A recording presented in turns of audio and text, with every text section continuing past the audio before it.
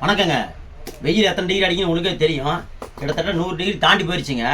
நீங்கள் எல்லாம் என்ன பண்ணுறீங்கன்னா வழக்கம் போல் வந்துங்க கார்பெட் கம்பெனிக்கார விற்கிறாங்க இல்லையா கூல்ட்ரிங்க்ஸ் எல்லாம், அதை வாங்கி ஃபுல்லாக குடிங்க. பாட்டில் அடைச்சி வச்ச கூல்ட்ரிங்க்ஸ் நிறையா குடிங்க. ஏன்னா அதுதான் உடம்புக்கு ரொம்ப நல்லது. வயத்தால் போகும், வயிறு வலிக்கும், அல்சர் வரும், கேன்சர் கூட வரும். அதையே வாங்கி முழுசாக குடிங்க.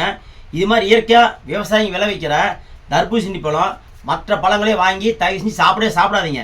ஏன்னா இதில் கெமிக்கல் கலந்துருக்காங்கன்னு சொல்லி யாரோ ஒரு புண்ணியம் வீடியோ போட்டான். அதையெல்லாம் பார்க்குறவங்களாம் பார்த்துட்டு இந்த தர்பூசணி பழத்தை யாருமே வாங்கி சாப்பிடாம இதை விளைவிச்ச விவசாயிங்க அப்படியே அறுவடை பண்ணாமல் காட்டிலே விட்டுட்டாங்க. அதெல்லாம் அழுகி போச்சு. ஏன்னா அந்த கூலி கூட கட்டுப்படி ஆகலையாமா, அந்த அளவுக்கு இப்போ போயிட்டு இருக்குது நிலைமை. யார் எப்படி போனால் என்னங்க, நம்மளுக்கு வேண்டியது கூல்ட்ரிங்க்ஸ் தான். கடைக்கு போனோமா, ஜில்லுன்னு வாங்கினோமா, டப்புன்னு எடுத்து குடிச்சோமா, 1/2 லிட்டரு 1 லிட்டரு 2 லிட்டருன்னு சொல்லி வாங்கி வீட்டில் ஃப்ரிட்ஜில் வச்சோமா, குழந்தைங்களுக்கு கொடுத்தோமா, குடும்பத்தோடு குடிச்சோமான்னு தான் நம்ம போகணும் ஒழிய இது மாதிரி இயற்கையான பழத்தை தயவு செஞ்சு வாங்கி சாப்பிடாதீங்க. ஏன்னா விவசாயிங்க இதை விளைவிக்கிறதே பெரிய கஷ்டம். அதை விட நீங்கள் பொய்யான வீடியோ போட்டுங்க எல்லாமே அழுகி போச்சு. பாவம். கிலோ முதல்ல 25 ரூபாய்க்கு விற்றாங்க, அப்புறம் 20 ரூபாய்க்கு விற்றாங்க, அப்புறம் 15 ரூபாய்க்கு விற்றாங்க. இப்போ எவ்வளோன்னு கேட்டிங்கன்னா நீங்களும் அசந்து போயிடுவீங்க. கிலோ 10 ரூபாங்க. இந்த பழம் பார்த்தீங்கன்னா வெறும் 10 ரூபா கிலோ. 2 பழம் நான் வாங்கிட்டு வந்தேன். இந்த பழம் 5 கிலோ, இது 3 கிலோ. மொத்தமாகவே இது 80 ரூபா தான். இது எப்படி விவசாய கட்டுப்படியாகும் நினச்சி பாருங்கள். இது எப்படி விவசாய கட்டுப்படியாகும் நினச்சி பாருங்கள். அவங்க விதைச்ச கூலி கூட கிடைக்காதுங்க.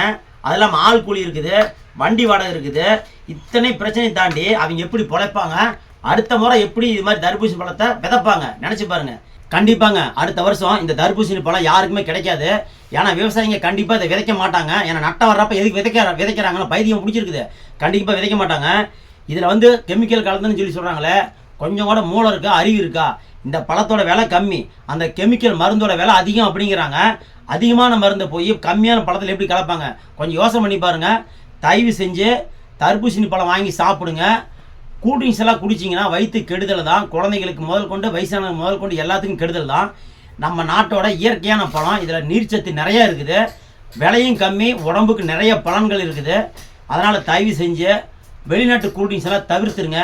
நம்ம உள்நாட்டு விவசாயிங்க விளைவிக்கிற பல வகைகளை வாங்கி சாப்பிடுங்க. இந்த வெயிலுக்கு அதுதான் சிறந்தது. நான் சாப்பிட்றேன் பாருங்கள், எதாக இருக்குன்னு பாருங்கள்.